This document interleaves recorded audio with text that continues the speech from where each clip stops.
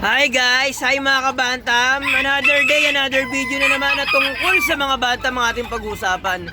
Ingay ng mga manok ah. So ngayon nga guys, ay namiss sana yung ating inahin na si Blues. May isang sisiw na ayun oh. Black sisiw.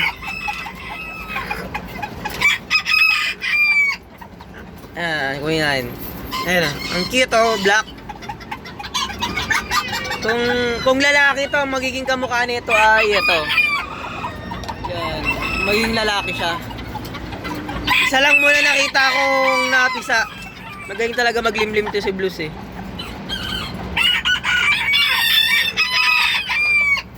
Ayan yun. May tatlo pa siyang pipisain. Ewan ko lang mapipisa to.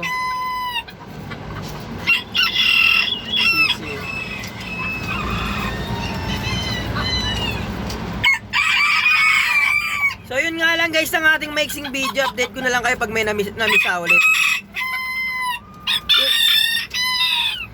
Kung interesado po kayo sa mga ganitong video, mag-subscribe lang po kayo, like and share para marami pa po tayo mapag-usapan na tungkol sa mga bantam.